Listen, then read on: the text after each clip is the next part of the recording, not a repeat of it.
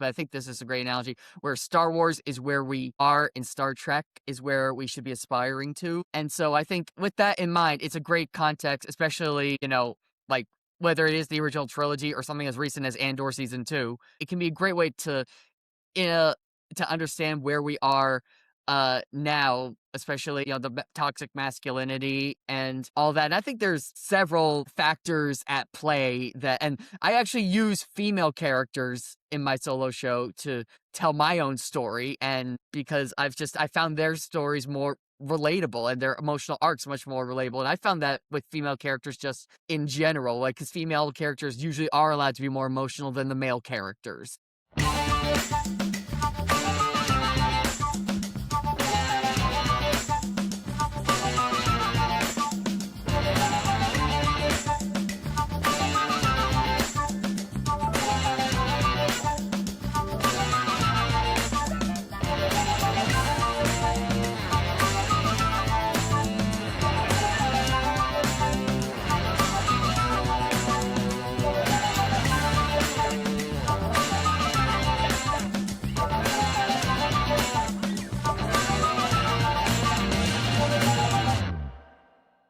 Welcome back to War is Stupid, an anti-war podcast about war. Now, on this podcast, we cover a broad range of wars: World War I, World War II, what is possibly World War III.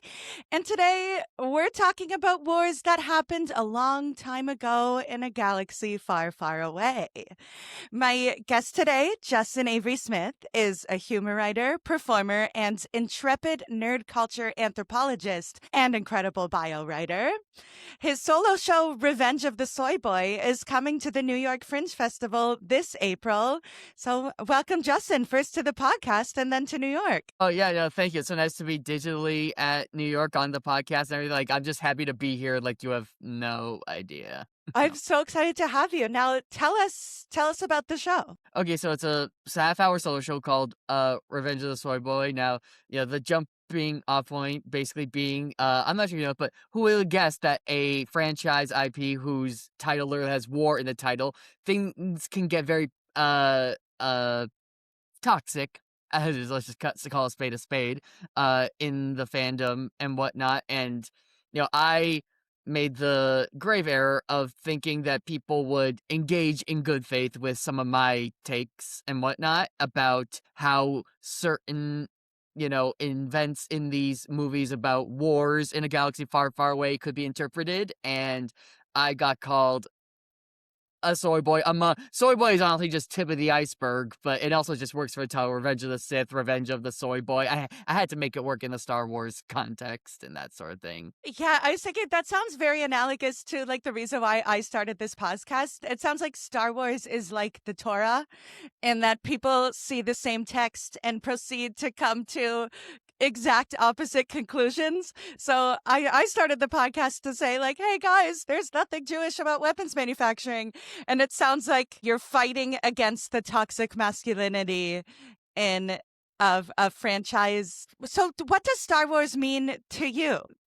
And how does that contrast to the bros at the conventions? Yeah, exactly. Star Wars means, for me, it honestly means like a great amount. Like, I think I can say this for a lot of IPs, but I think especially considering where we are, I think I can't trace this back to where who actually said originally, but I think this is a great analogy where Star Wars is where we are and Star Trek is where we should be aspiring to. And so I think with that in mind, it's a great context, especially, like whether it is the original trilogy or something as recent as Andor season 2. It's, like, it can be a great way to understand where we are now, especially. And it's very hard, like when you're talking about, the toxic masculinity and all that. And I think there's several factors at play and I actually use female characters in my solo show to tell my own story, and because I found their stories more relatable and their emotional arcs much more relatable. And I found that with female characters just in general, like, because female characters usually are allowed to be more emotional than the male characters. Well, I love it. So, are you a Leia? Are you a Rey? Are you is it Maz Quintana? Maz Kanata, Lupita Nyong'o's character. Yeah. I wish if I look to be that good at her age, I'd be honored to be played by Lupita Nyong'o, even though we look nothing alike. But that's the thing. I think I go through in the show. I'm kind of a mix of an Ahsoka and a Rey, and that's one of the things is that I know Rey is a very divisive character in these, which she's almost become short, like for what Jar Jar Binks was for the prequels, she is for the sequels. And I go into this in the show, but like where she was in The Force Awakens is actually almost exactly where I was in my life. Sure, she was a desert orphan who had to scavenge for a roll of bread, and I was dragging my school supplies across the Boston Common to get a check plus on my homework. I mean, it's one for one. And yeah, when she's like, I just want to know my place in all this. And so, yeah, who isn't? Back to Star Wars is where we are. Quite literally, this week, the White House was posting memes of Kylo Ren. For the uninitiated, is Kylo Ren a good guy or a bad guy? He is, like I said, he is a bad guy who is literally, he's like in The Force Awakens, he says, I feel to the call to the light. He's like rejecting the call to the light and that sort of thing. I mean, and like, I don't know how much, like, it shouldn't have to be explained. If you have a red lightsaber, you're a bad guy. I don't think I need to say that. That's the visual storytelling 101 in the Star Wars universe. What's it like, seeing this visual language then become part of like literal actual war propaganda? Like what started as fake wars is now being utilized for real wars. Well, it's funny because you say what started as fake wars, but real wars inspired these fake wars. All right. Yes. Tell us. Yeah, well, because a lot of people like to say when it comes to Star Wars or media in general, like, it's not that deep. And no, it is that deep.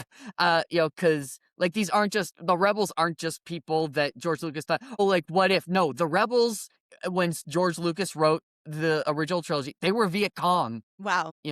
That he has said explicitly, that was what was in my mind when writing that story, is that, yeah, sure, like, there's no references to communism or anything like that. There's no, like, we don't go into, how many administrations were carrying out the war efforts in, that sort of thing, because as we know, Vietnam was not just Nixon, it predated him, but he didn't exactly, and that's another thing, Palpatine, the Emperor, as we just knew him, and he was based on Richard Nixon, Interesting. How so? They look nothing alike, Yeah.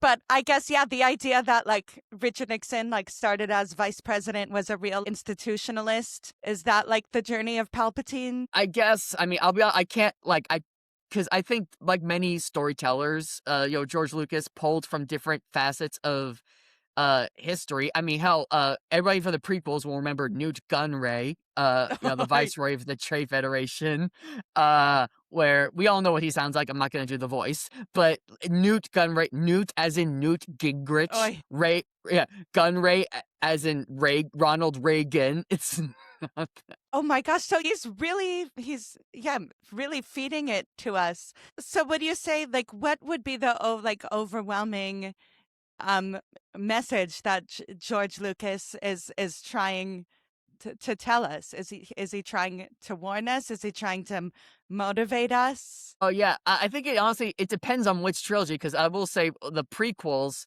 he has said time and time again that those were about how democracies are not taken over, they're given away, which is something that I think kind of gets lost for a number of things, because George Lucas was probably more focused on the world building in parts, and a lot of us were more interested in seeing Anakin Skywalker become Darth Vader, and the first two prequels especially that's more of an afterthought, but that was what he was trying to tell us, was because if you look at it, Palpatine gets elected chancellor because people are jaded with his predecessor.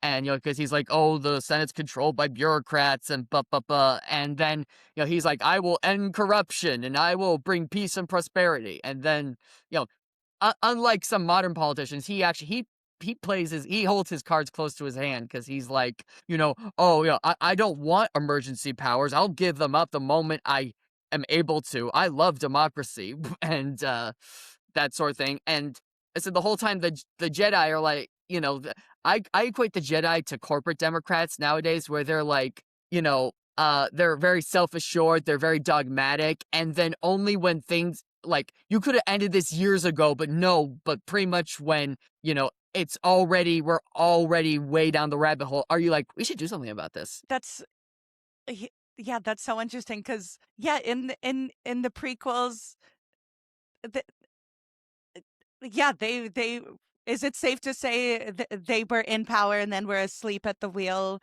as evil took over? Yeah, I think they were pretty, and this is the other thing, because they were, and Luke goes into this in The Last Jedi, and I don't want to turn this the whole thing about whether or not we agree with Luke's depiction, but in that movie, but he does create a point. Was at the height of their power, that's when the Empire was created. That's when Palpatine rose to power. That's when they were wiped out.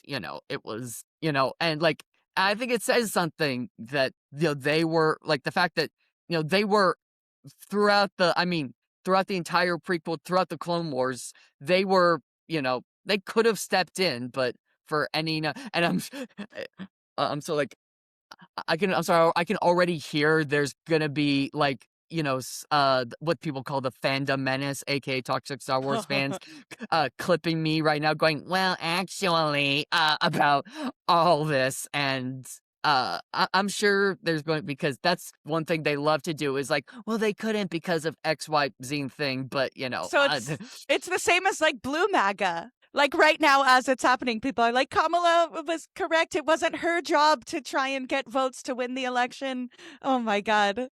Yeah, I think that's the other thing. Well, I will say this as well. The politics, or at least the political system in the Star Wars galaxy is very confusing. Even I can't follow it because it's not exactly like about an election where like, there was a whole campaign and it was either, and like one of them was clearly like the Democratic nominee, another one was clearly the Republican nominee. I mean, for God's sakes, Boo elects the queen, but the queen gets to pick who's the senator. To quote Monty Python, you don't vote for a queen. Jedi as corporate Democrats is fascinating. I feel like that is a thread worth pulling on. Cause is in the end, like at the end of the sequel trilogy, when like Luke disappears into a Force ghost, like what is it trying to leave us with? Like, or they just at the end just muffled up things so much they're like, please just buy toys. We don't necessarily have a message for you. Yeah, I would say honestly, like, the goal with making The Rise of Skywalker was let's just make a movie Yeah. because we're on a tight deadline and whatnot, and we got cold feet after The Last Jedi came out, so we pulled J.J. Abrams back in, and and I go into it like that there is an alternate version of Episode 9 that was written by Jurassic World's Colin Trevorrow and Derek Connolly that is a much better Episode 9 in my opinion, because it follows up on The Last Jedi by having Rey basically be like, yes, but she becomes a more evolved Jedi, because like the Jedi, rejected attachment and love and anger, which were all the things that pushed Anakin to become Darth Vader. Was like, I can't let go of that, and so they pushed him to the dark side. And she's like, no, I'm going to use my anger and my love to my advantage. And then so is it kind of spoilers if it's a movie that was never made? Go for it. But that's basically what happens. Is like she has this line, and I love it so much. Like, our masters were wrong. I will not deny my anger. I will not reject my love. I am the darkness. I am the light. And there's a whole debate to be had when it comes to the Force and Jedi about whether or not what balance is, and like because some people seem to think balance is the extinguishing of the dark side. And some people think balance is like finding like like how you need to balance the two out, and there's a whole, and I think that's the thing, is that things are so open when it comes to the Force, since it's something that it's not, we can't see it, we can't feel it because it's a galaxy far, far away, and I guess the Force is like region locked. Uh, so people will often, I think, just imprint their own ideas of what the Force kind of is and what balance looks like. Yeah. Oh, it's such a tragedy how episode 9 ended. I'll never forget. I went with my friend who's a huge fan and was in her Darth Vader costume. And when the movie ended, we went to the restroom, and I just like heard her crying from her stall. She was so upset and so disappointed. Uh, So, yeah. So so that's that was one of the nicer reactions I've heard. Most people were just like, I saw a clip. It was a recording, and there's literally like someone going, "I fucking hate Star yeah, Wars," and exactly. she's saying, "Oh God, yeah." Yeah, you could take comfort in the fact that, like, even if you're the worst people in the world swarm you for your takes are still better than J.J. Abrams is. Yeah. Nothing you say or do will be as devastating to the franchise as saying somehow Palpatine has returned. Yeah, exactly. Which I have to say, like, I have it very hard because personally, like, as a fellow creative, I'm not always entirely comfortable, like, bashing J.J. Abrams for his creative choices because I understand that, it's not always, especially when there's and I'm sure, like, when it's Star Wars and it's the concluding chapter and you have, like, Disney breathing down your neck, I'm sure it can't be easy. And, but at the same, time, I mean, like, I still remember ironically, my first memory, my best memories of The Rise of Skywalker come from the first time I saw it in theaters, simply because subsequent rewatches had made me think, "Oh, no, wait, but what about this? And what about," and, like, "You're telling me?" Because other people point out things, and it actually chips away at it for me, like, but I do remember when, Kylo Ren says to Rey, "You are Palpatine." I don't think I actually did, but, like, mentally, like, my mom was next to me in the theater, and I don't think I said it, but I was like, I just looked at her, and I was like, "Are we really doing this?" Yeah, yeah, that's very gracious and diplomatic of you to not want to c- openly criticize J.J. Abrams. So I will on your behalf. And then, please, like, I think I appreciate that what you were falling on the sword, that your sacrifice is not lost on me. Yeah. And so you are dressed in Star Trek garb. So full disclosure, have never seen an episode, but when I was in grade 9, I broke my finger and it healed on a slant. So if you're watching this, you could see, but if you're just listening, my right hand is literally permanently in the Vulcan salute because of the way my finger healed. I broke it in a wide leg jeans injury. So now that barrel jeans are back, this is a warning to the youths. Yeah, I was upstairs at my house at home, but got called down for dinner, tripped at the top of the stairs, and then my finger got caught on the banister, and then it just went like boop and went and was fully perpendicular to my pinky, and then healed in Vulcan mode. So tell me tell me about Star Trek and why it's as resonant and enduring text. Yeah. Okay, well, a few things. I feel like I have to address for one thing, you might give Trekkies, because not all Trekkies can do this, so don't give them any idea. Like, Yeah. well, that's how I can do it. But Yeah, oh my gosh. Do not break your finger on purpose. It is not worth it. yeah, it's like, isn't it that procedure in China where, like, they deliberately break their legs so they can get taller? Yeah.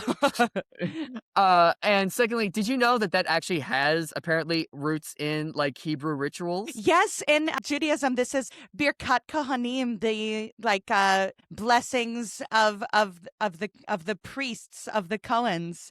So, but Yeah, I so in the same way that George Lucas is ripping off the Viet Cong, the people at Star Trek are riffing on the Torah.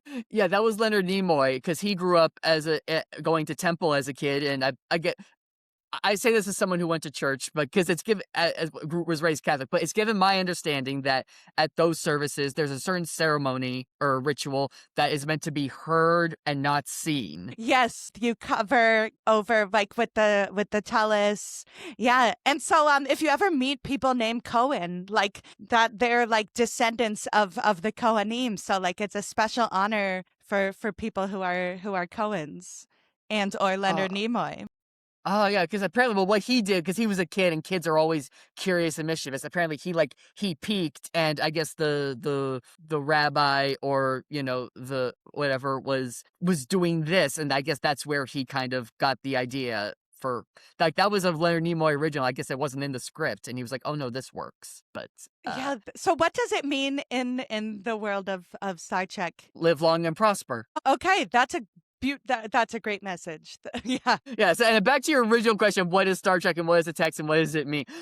I think it means so much, but I think, and very simply, it basically means that humanity has the capacity to do better. It's about the untapped potential of humanity. It's about, what happens, another phrase that gets thrown around, I believe it's another Vulcan phrase, is infinite diversity in infinite combinations. Wow. Yeah, which is pretty much exactly what it's described at. Because, I mean, people talk about how TV is woke now. I mean, it's nothing nowadays, but it doesn't get more woke than, in the time of the Vietnam War, an Asian man at the helm. During the time of the Civil Rights Movement, a black woman who has a leading position on the bridge of the ship. During the middle of the Cold War, a Russian navigator, uh, all that, and also serving alongside an alien, that we've already, or half alien, because Spock is half human, half Vulcan, but that's beside the point. And, and like Uhura's mere presence on the bridge was a radical statement in and of itself. It was a message of equality. And so it's safe to say, like, yeah, where Star Wars is consumed of like how evil takes power, how evil comes about, how evil perpetuates itself. Star Trek is more focused on goodness. Yeah, definitely. Because I mean, not that Star Trek has never tackled war. If anything, it's tackled the fallouts of war, how to prevent war. A lot of episodes, and I think about, I've been focused on prevent, like, uh like, I don't think Star Trek can lay claim to the concept of World War III, but as I've shared on my own socials and I've shared with you, it's part of the Star Trek canon timeline that World War III starts in 2026. Oh my God. Yeah, that's like Simpsons level. It's a meme that the Simpsons predicted, but and then I also saw it floats around like the Irish Reunification Act Of 2024, yeah. oh wow. Okay, cool. That one didn't come through, but who knows? With Brexit, I think it's only a matter of time. But according to Star Trek, how does World War III come about? Well, as it's changed a bit as, like, I think as time has rolled on, as the series has gone on, but eventually it started as something called the eugenics war. Oi. Yeah, which is basically what it sounds like, which was genetically augmentated humans through selective breeding who believed that they were superior. We're basically like, we're gonna offer the world order, and we're gonna we're gonna take over, and it was very destructive, and it was very, and then it led to what was called the Second Civil War, and then World War III, which ended, I guess, at least how it ended with, 30% of the population wiped out, most major cities destroyed, little government left, and that's in 2053, I think is when the ceasefire is. Oh, oh my So gosh, we have 30 years ahead of us. yeah, so I don't know if you have any plans for the 2030s or the 2040s, but I suggest you either lock them in now or you adjust them accordingly. Wow. And yeah, the eugenics war like immediately made me think of like that's Elon Musk and his 14 children. Like, yeah, eugenics is so back. Both literally, we got all like those creeps spreading their seed and thinking they're super, and then also I feel like our society is like, I we've always been obsessed with looks, but I think things have gotten even worse. Like now Gen Z is talking about like looks maxing, and the incels are hitting their faces with hammers to get cheekbones. Like I feel like good looks equals power is like all the more in the zeitgeist right now, and it's scary. So according to Yeah. no, go for it. No, I was gonna say, like, I would recommend that you watch an original series episode called Space Seed, because we actually get to meet some of the eugenicists in question, and one of them is played by Ricardo Montalban, who we most of us either know as the guy from Fantasy Island or as the granddad from Star Trek, if you're our generation. The granddad from Star Trek, the granddad from Spy Kids is what I meant to say. That's a good resume. Oh yeah, no, he's great. He's very talented. But yeah, but he plays one of the and you can tell even this young Ricardo Montalban, he's got like the Fabio hair and he's very handsome. He's got like these rippling pecs. He is like, I mean, Ricardo Montalban just does a shit ton of push-ups. So he is something you would, I guess, for want of a better term, want from I don't know. I feel like me complimenting him as when his character's supposed to be eugenicist is going down a slippery slope, but But we he know fits that the part. Let's say that. exactly, and it's like 70s, 80s, eh? So we know it like predates surgery and filler. Oh god, yeah. I think their idea was that in the 90s, perfection or genetic engineering would be much more further along than it turned out to be in the 1990s. Because bear in mind, this is writers in the 60s guessing what the 90s would be like. Wow. Spoiler alert, nobody from that ship, nobody has the Rachel. So how do we get out of it? Like what are the practical messages of how to make our world a better place? Well, this is the thing, is that the things only truly start to get better in 2063. Wow. When this man named Zephram Cochrane builds a ship in Montana. He makes it out of an old missile, actually, but he turns it into a spaceship that can travel faster than light, warp speed, as it's called in Star Trek. And the Vulcans pick up the warp signature, and they're like, oh wow, humans have finally figured out how to travel faster than light. Let's introduce ourselves. And when humanity finally realizes they're not alone in the universe, that's when they're like, oh, well, now that we've met something bigger than us, let's, get our act together and that sort of, and gradually, and that's when, in the 50 years following that, that's when poverty, disease, war on Earth, that's when those all start to dissipate and whatnot. Okay. So yeah, evil can't sustain itself forever. Is that a message of hope? Yeah, definitely. I would say evil is not sustained. And also, I think a lot of times it takes something bigger than ourselves to, because, and also because I think that's because I'd say also the systems of Star, it's been debated what political or economic system. Some people call it communist, but I think that's just, personally, I think that's like short and but I would argue more is lean towards democratic socialist. Ooh. Because it's one of those things. I think the way someone put it is that, not everyone ends up becoming a doctor, but at least everyone has the means to be a doctor and that sort of thing. Because there is, like Gene Roddenberry's mantra for the 23rd and 24th century was, there is no hunger, there is no greed, all the children know how to read. Aw. So who is the Bernie Sanders of the Star Trek universe? Everybody, Yeah. I would say. It's just a bunch of Bernies and AOCs and Mamdanis in space spandex just going around, charting stars and that sort of thing. And that sort of thing. Well, I love it. I see why, people find great comfort in it. And it's funny that it, predates AOC and Mamdani. Yeah, so much. If anything, they very well could be AOC and Mamdani's like great grandkids or something, like great 5 times great remove grandkids or something like that. Like honestly, they would be like a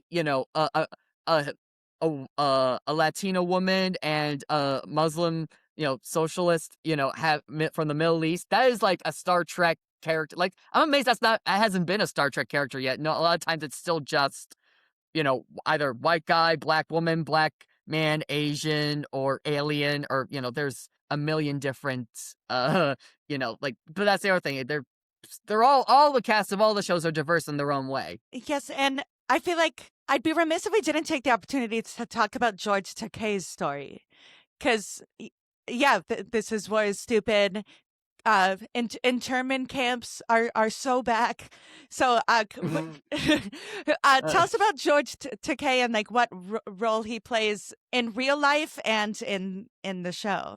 well, I'll be upfront and say I'm more familiar with his role in the show, but I do know that yeah, I do know. Again, he experienced camps, and he did that. I didn't know he did that show about it. Like a few years ago. I feel bad. The name of it's Broadway escaping show me. Allegiance. So he was Allegiance. yes, in an internment camp in World War II. I don't think he was I don't think he was born in the camp, but I think he experienced it as a kid. And so comes up often as like a voice of civil rights. Oh, yeah, especially as a gay man, as well. That's a whole other hurdle where he didn't come out until like 20 years ago, if I remember correctly. I don't know the exact timeline with that, but yeah, because he is the the helmsman of the Enterprise, and if I'm remembering correctly, there is a body of water. I can't get specific, but but apparently it touches every single like Asian country, and it's called Sulu, which is Ooh, where his that name come comes from. Because from. yeah, so because they wanted to figure out, because when they were trying to figure out, oh, is Sulu or this character, is he going to be Chinese? Is he going to be Japanese, Korean, etc. And so I thought to make a cast, so they didn't pigeonhole the character too much. They chose a name that could be representative of a vast variety of almost every Asian country. Is there beef between Star Wars and Star Trek fandom? Do they debate who's better, or there's a lot of crossover? Say there's a lot of crossover. If anything, they actually have a very, I would say, for a time, they almost have a symbiotic, where they have a back and forth, I would say, because, I mean, George Lucas himself has said that Star Trek, in a way, paved the way for, like, to make the world ready for Star Wars, because, yeah, he said it, I have the quote here, it produced a fan base that softened up the entertainment arena so that Star Wars could come and stand on its shoulders. Oh, that's beautiful. Yeah, when did Star Trek premiere? 1966. Wow, okay, so that's like a full 10 years beforehand. Yeah, because George Lucas started right. Star Trek was. I don't think it can be overstated how big it was in the 70s when it ran to syndication, and it was because when of Star Wars that you know that Star Trek the motion picture got made, because and this is after Star Trek had been off the air for 10 years. So 10 years later, the cast is all reunited on the big screen in live action. And although, ironically, Star Trek the Motion Picture is more like 2001 than it is Star Wars, but that's a very deliberate choice on their part to to distinguish it from, because you think about it, Star Wars comes out, we get Star Trek the Motion Picture, but in that same year, we get Alien and Moonraker, aka James Bond in space. So I think, that is definitely studios being like, oh well, space is a really big thing now, so let's, you know, put all of our eggs into the space movie basket. And then the actual moon landing, which I think it was real. I Yeah, have yet to. I do as well. I do as well. Okay, phew. Yeah, that's a debate that the comments can go off on. I know Stanley Kubrick is very talented, but I don't think he staged the moon landing. Yeah, that's the thing. If you look at the visual effects that they had on the original series of Star Trek, I mean, they are nowhere near, I think, the capabilities that they could pull that off. Because people say, oh, it was like CGI. CGI wasn't a thing until like the 80s, if you want to be charitable. Maybe more mainstream in like the 90s, but so like that's a whole, I mean, but I think that's the other thing that's important about, you have to remember about Star Trek, is that this is all about humans going into space in a time that predates the moon landing, when humans on the moon was still like more or less like a pipe dream. So, or not even a pipe dream, but just something where it's like, can we do it? Can we get along? Like, is it safe to say that's the question between that animates the series? Oh yeah, I would say so. Which that also makes me think of something separate, but another space movie that came out in 1977, Close Encounters of the Third Kind.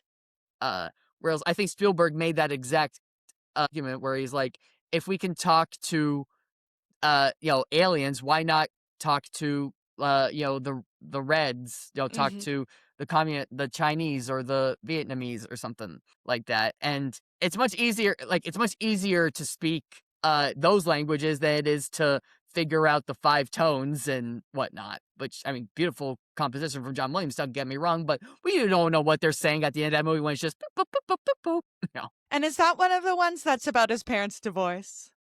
Yeah, or how he wants to be reunited with his parents. Literally like a Freudian slip on a cinematic scale because Spielberg's dad worked in computers and his mom worked in music, and that's how the aliens communicate. Wow. Yeah. And then The Fablemans is the sequel to. Yeah, that's the spiritual sequel. It'll be very interesting because he has that new space movie coming out in June with Emily Blunt. Oh So yeah, I've seen the ads. It has like a generic one-word name. yeah, I wish I could remember what the name of it Yeah, is, they but are I not can't. sponsoring this podcast. This podcast is not sponsored by Amblin Entertainment, but Steven Spielberg, get in touch. Yeah, but Amblin, if you're watching, also love ET. Oh Uh, yeah. Right. Yes. What is the lesson of ET? Like, it's so interesting that people are only willing to consume stories of coexistence if it's coexistence between species and not between humans. Otherwise it's written off as woke. yeah, I think that's the other thing as well is I think because we as humans, we sometimes intentionally, sometimes unintentionally, depending on the society and the household we grow up in, prejudice is learned. And so we meet someone from a certain demographic, we have these preconceived notions, but as opposed to when we all experience a movie together for the first time or a TV show and we're being introduced to these aliens so we all are kind of on the same playing field and we're all learning together about Vulcans or Klingons or the aliens and close encounters or whatever the name of ET's species is. And so, as a, it's a more of a shared experience in that regard, as opposed to, oh, well, we're all on Earth, but I've never met a person from this race or demographic, but I've been told a lot of things, and so I'm just going off that. Yeah, in times of like actual political upheaval on this planet on Earth, like what role can these stories serve? So there's a debate right now about like whether Star Wars makes it easier or harder for people to identify fascism in real life because they expect like fascism looks like stormtroopers who can't shoot straight. Um, but I mean, where that's pretty much Ice Agents, but they're like they'll literally like they're still masked people who can't aim for shit, and the only thing is we never see. I mean, uh, not anymore, but we don't see them being led by a cosplaying lady with heavy plastic surgery who shoots dogs. yeah, would that be the like Gwendolyn Christie character in But yeah, the. Phasma, and we don't see her face either, and and I think that's the other thing that distinguishes like stormtroopers, at least in the sequel trilogy, is that they're literally like bred from birth and taken from their families, whereas the stormtroopers uh eh, the expanded lore on what the stormtroopers are is kind of murky. Even I don't fully understand it, but the one that at least makes the most sense to me is basically the people who were like, I'm down on my luck and I needed a job, and this was like no experience necessary. And so it's like, all I have to do is like shoot rebels on this big planet destroying space station. Okay. And as we see, the same thing is that the qualifications to be an ICE are almost insultingly low, and that you can fail the open book test and still get in. Oh my God.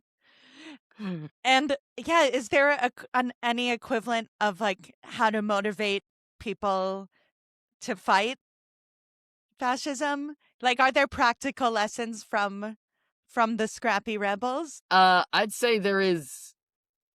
I'd say there definitely. I mean, hope is a huge theme of Cyber for God's. It's called A New Hope for one thing, and I think it really also depends on. I think we have to really focus on the original trilogy in this regard because George Lucas and all the filmmakers involved were focused on telling a story of of staying in the fight and whatnot. Especially like you think of like Empire Strikes Back when the rebels take the big loss at the Battle of Hoth when Luke goes to fight Vader and he gets his arm chopped off, or and then Han's frozen in carbonite, and it's not the happy ending. It's setback after setback. Cloud City gets taken over by the Empire. But I think it tells a story of, how, you're never too small to make a difference as well. And I think that's maybe one of the reasons why a lot of young men in particularly like to imprint themselves onto Luke, because he's this young farm kid who is suddenly whisked on this adventure with space wizards and laser swords, which is, I think, is something we all want to, and this is speak to killing two birds with one stone here with this point. George Lucas has said that, that's what myths do. And Star Wars is the monomyth. It is the story of King Arthur. It's the story of Hercules. It's all those stories. And you need to tell the same story each generation so that that generation gets it. And I think that was his contribution to telling that same story except instead of it being once upon a time in a faraway land, he's like, well, that's never been told in space before, so I'm gonna tell it in space. Also, I couldn't get the legal rights to Flash Gordon, so I'm gonna make that one movie and also I love samurai movies, so I'm gonna make this a samurai movie, and I'm gonna put all that in a blender. Yeah. So and that's basically what, especially the original Star Wars is if you put like Akira Kurosawa samurai movies, the monomyth and Flash Gordon in a blender, that's the result. And even though it takes place in space, is it fair to say? So yeah, the British have King Arthur, Greek myths have Hercules. Like, is there something uniquely American about Star Wars, or it's universal, no pun intended? Yeah, especially it's one of the few things, ironically, since it's not universal property, like, although very well might be at this point because of mergers with Paramount, Skydance, and Warner Brother. They're all pretty much just going to be owned by Larry Ellison. But I mean, not that I want that, but we have to acknowledge that's a real possibility at this point. Corporate consolidation sounds like something that would happen in the prequels. Yeah, well, that's something, and it almost kind of makes me sad seeing it in the prequel. Not sad to see, because there is a thing in there about, like the banking clan and the corporate alliances have pledged their allegiance to Count Dooku, which is a very important point that needs to be made. But the problem is that things like the banking clan and the corporate and the commerce guilds are not established in the Phantom Menace or even up until that very scene in the Attack of the Clones, where it's like, oh, we'll sign your treaty, Count Dooku. It's like, well, George, you haven't told us who the banking clan is or what they do, so why should we care if they're aligned with Count Dooku? Which I guess I know. I guess we're lucky that we don't know what the banking clan looks like, so it's not a full Harry Potter anti-Semitic cartoon. Oh, fair. Okay, fair. Okay, well, to credit to George Lucas, the banking clan does not look like the Gringotts goblins. Yes, thank you. Yeah, George Lucas, ally. Yeah, no, he can't get off scot-free because Watto is very easily either an Italian stereotype, or it's like, because he's like, mind tricks don't work on me, only money, and the way he's designed. And some people have said that the Gungans, Jar Jar species, could be interpreted as Caribbean or Jamaican, and Newt Gunray and his species, the Nemoidians, the way they speak and dress are very like Asian, Chinese coded. So we can't quite, I'm personally, even if it's unintentional on George's part, I can't quite give him his flowers for that. Yeah, the Cantina band has Caribbean vibes just on the music alone. That's right. Like, to me, I'm like, this would rule on steel drums. Oh yeah, I always thought it was sounding more jazz, but now it does sound calypso and whatnot because I know John Williams' background is in jazz, so I heard it as jazz. So these stories were like a huge part of your childhood. You mentioned, seeing the movies with your mom. Were there anything that like didn't click until you were an adult? Like a lot of people saying like, oh, the ends of A New Hope is like also like the vibes are triumph of the will, even though the rebels win and not the fascists at the end of The New Hope. Like the whole parade is kind of cribbed from Nazi propaganda, ironically. Yeah, I mean, there's a lot of things. I mean, some things, obviously, I'd say more jaded things, dare I say, but because like, and I understand this is for storytelling reasons because George Lucas didn't know if he would get to make more on this scale, but the destruction of the Death Star is basically painted as like the great, like, oh yay, we did it. And then even in Return of the Jedi, the destruction of the Death Star is like, yay, the Empire's over. Like, no, like the Empire's not over. They're not. Yes, Palpatine is dead and Darth Vader is dead, but there were still those rebel remnant of those Empire remnants who were like, oh no, like I'm not going without a fight. And it wasn't until the few times I'm gonna get actually is at the Battle of Jakku was when the Empire formally surrendered, and that's why we see all those like downed Star Destroyers and X-Wings at the beginning of the sequel trilogy when Rey's scavenging for parts. Because that's another thing not explained in the prequels. Suddenly, why there's a down like that? Why there's just a wrecked Star Destroyer on Jakku? We're just kind of like, okay, that's a thing. But that's why, because that was like the Empire's last stand, not the Battle of Endor. And yeah, what was the connective tissue between the original and the sequel trilogy? Like, I forget. It was so Luke says at the height of the Jedi power, that's when the Empire took over. According to them, how did the New Order form again? The you mean as in the First Order? That was the Yes, the First Order. Yeah. it goes back to the Rise of Skywalker bullshit that Palpatine was pulling the strings the whole time, and this was all part of his plan, and part of the things that does make the sequel trilogy weaker as a whole because of it. So it's well, like you could have had a great story about how like just because an empire falls, its ideology doesn't. But no, it had to be it's Palpatine all along, and so you just cheapen the whole thing. Okay, now I am getting mad at JJ.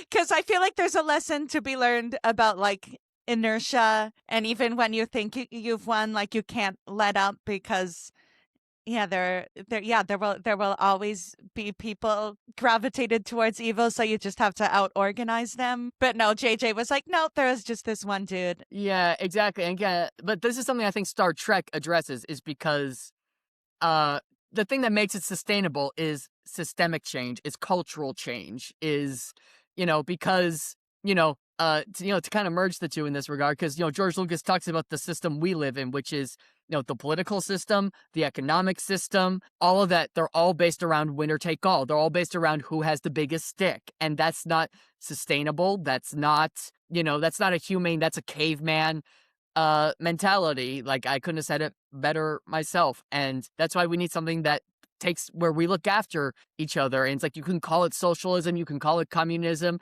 Yeah, George and I call it common sense. Has George Lucas, has he mostly faded into the background? Has he given any other political statements? Or since selling to Disney, he's just like, have fun, guys? I think he's very much the like have fun, and I'm pretty sure one of the like a big reason why he sold Lucasfilm to Disney was a few reasons. He's like I think he was gonna start making a sequel trilogy, but then he was like, okay, I'm in my 70s. Let's be realistic. I don't know if I'm gonna live to see this through to completion. And there's other things that maybe don't require as much commitment from me that I can do in the shorter run. And also, I've been getting so much shit from people for 20 years saying that I ruined their childhood and I don't know what I'm doing and I'm horrible at my job and I'm done with it. I'll make, like if you want this to be your problem, be my guest. And of course, then it became Disney's problem and Kathleen Kennedy's problems. Now Dave Filoni's and the other person, I feel bad, I can't remember her names. It's their problem now, and they're just going to become the new lightning rod. Like, sure, Kathleen Kennedy's off the hook when her tenure's over, but let's not act like people are going to, suddenly be like, oh, well, now that she's gone, everything's so much better. Like, no, because George Lucas ruined it originally, and then Kathleen Kennedy ruined it, and so it's always going to be someone. So far, it's almost like sports fandom, like having grown up with the Toronto Maple Leafs. Like, no, part and parcel of being a Leafs fan is fucking hating the Leafs and being miserable and saying, like, no, they're not going to pull me back in again. Like, is that fair to say that, like, part of the Star Wars fandom experience is hating and presenting it? Yeah, like, there's a common sentiment, which is that nobody hates Star Wars more than Star Wars fans. Yeah. But then why do they keep coming back? I think it's a mixture of things. I think, it's so long, it has such longevity at this point that it has people have different points of entry, so people have different expectations going in, and I think some people are open-minded enough to say, maybe this time it'll be better, or this time it'll be different. I think there are some people who are hate watching. There are people who, there's people who will, or, or they're at the very least fans of Star Wars content creators who will then watch it and then say, I hate this, and then it trickles down, and then they pair it with that Star Wars content creator. So, I think some of it is, you know, it's a mixture because then there are people who love it for different like one of the reasons why the prequels are kind of getting their flowers now is because there's people who are like our age who grew up and didn't necessarily have this expectations grandfathered in that our parents did, who are much more forgiving of the dialogue or of the acting and all that. Maybe we're not willing to completely excuse, like, I still think they're very awkward because George places such emphasis on the visuals and the technology and is famously horrible at directing actors to make their delivery sound natural. But I think that, and that's why I think The Force Awakens was what it needed to be when it came out, because it was full, the audience was full of jaded prequel fans, and Disney needed to say, the Star Wars is alive and well, and don't worry, you can learn to love again. Yeah. Goes back to the message of hope. Yeah, exactly. Like, there is hope, and for all its faults, there's that quote from Leia in The Last Jedi where hope is like the sun. If you only believe in it when you see it, you never make it through the night. I have issues with The Last Jedi, mostly from like a structural and a pacing standpoint. Like, I think there's some fat that could be trimmed where I'm like, because even when I rewatch it, we get to the Battle of Crate, I'm like, okay, can we wrap it up a bit, please? But that doesn't change the fact that I love a lot of the points, like that quote right there, or the fact that Rey is a nobody, and it emphasizes the point that you don't have to have a legacy tied to your name to make a difference, which, And I see why it's controversial. For Luke, everyone's like self-insert character to then have full-blown clinical depression. But that's true too. That's an effective self-insert.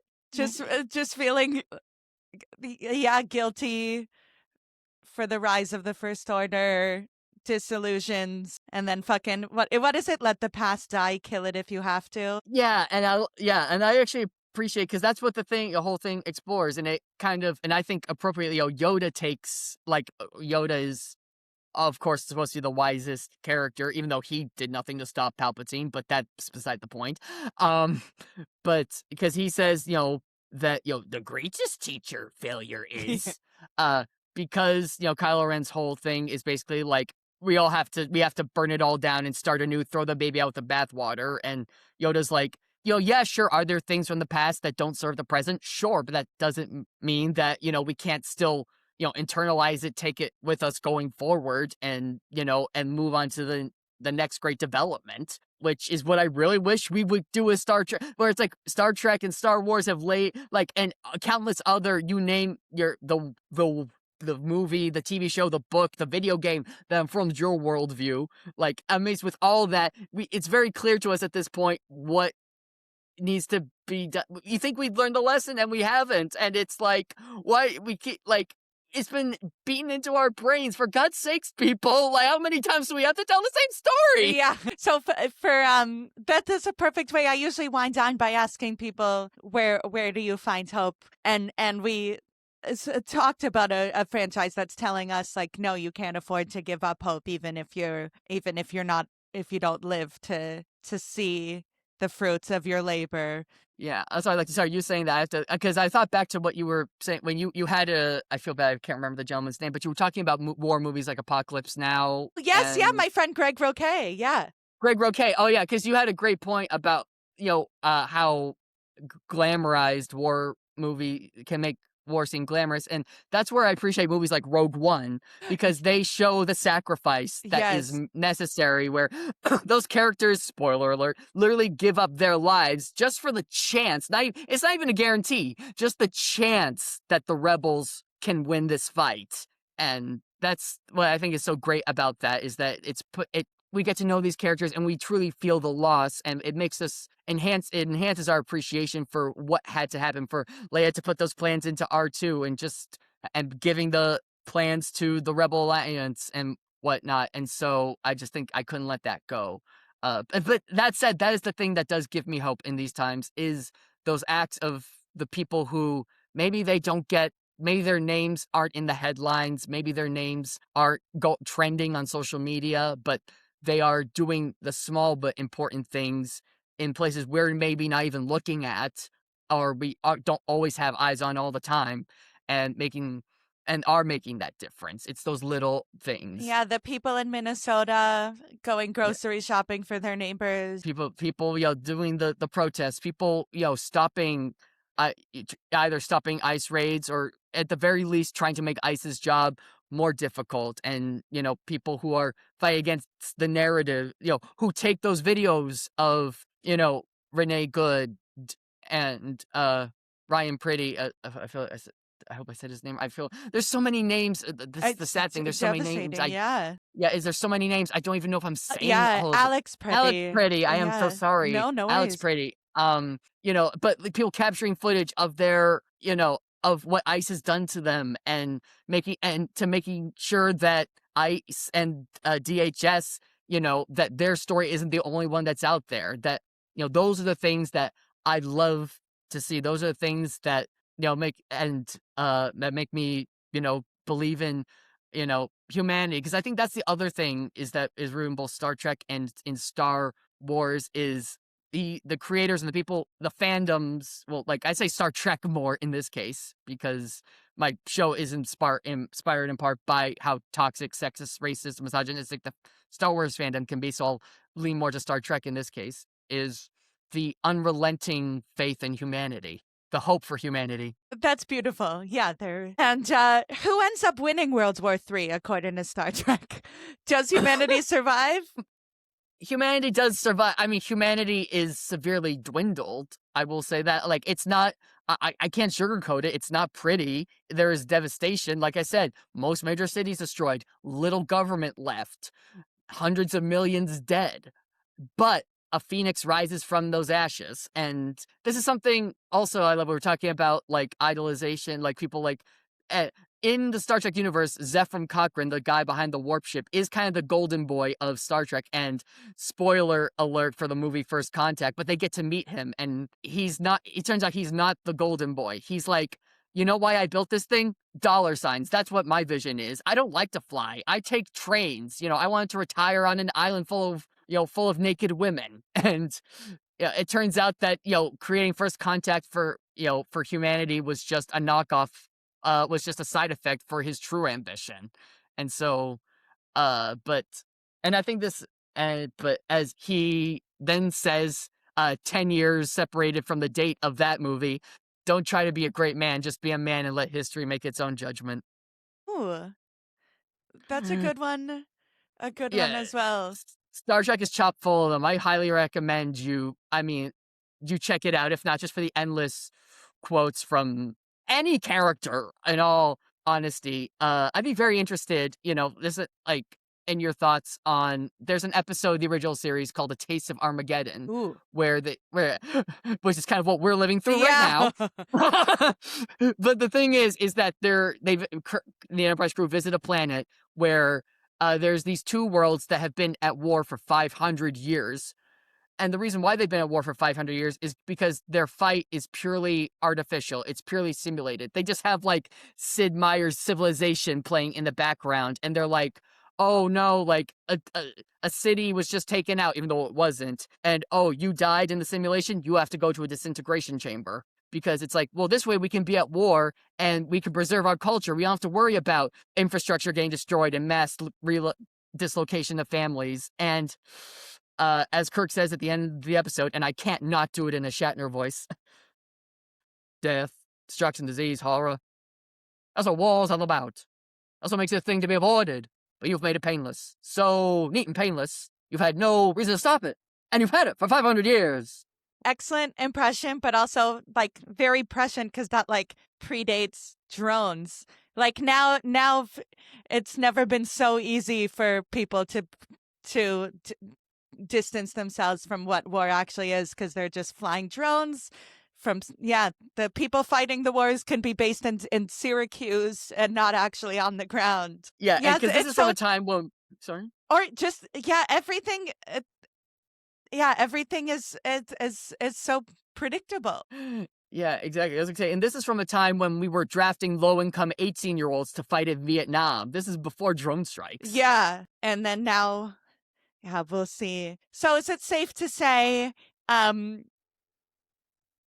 that both Star Wars and Star Trek can be used to assert the thesis that war is stupid as Oh primary God, yeah. sources? Yeah, if anything, I'd say like Star Wars, and we've talked about this. Is that I don't think George Lucas or anybody involved. I mean, some people in the fandom are certainly pro culture war, Yes. but I wouldn't say George Lucas at the very least. He's not pro war, but he is at the very least pro armed resistance, which is I think sometimes necessary, as I think Star Wars lays out. And I think, Star Trek shows humanity can get its act together and by simply leading by example shows it doesn't have to be as painful as it is in their own timeline.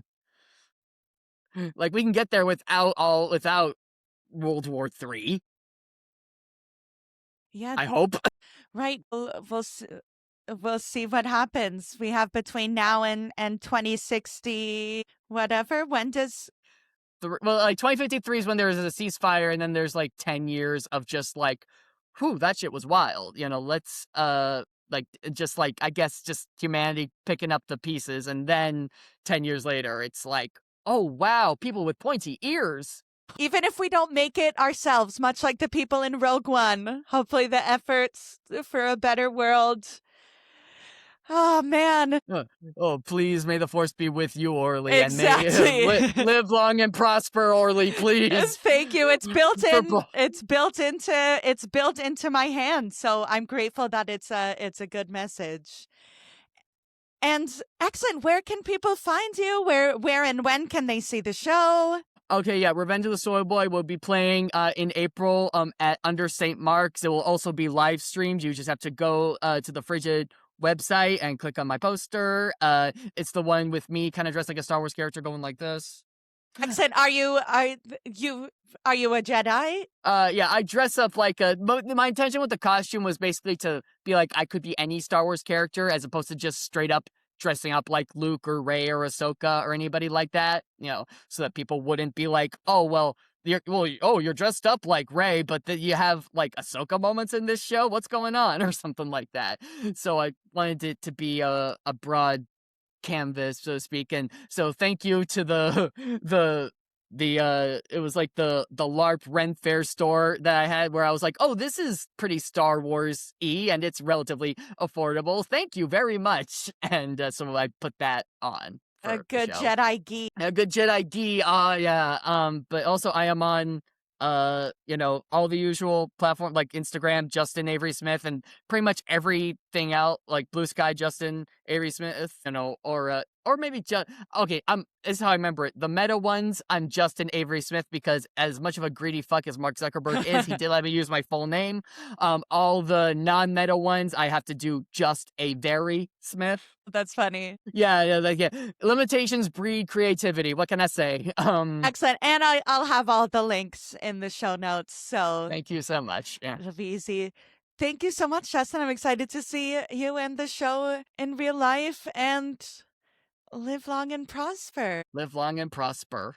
Thank you for listening and or watching War is Stupid, an anti-war podcast about war. Please subscribe, rate and review. Tell your dads. We'll see you next time.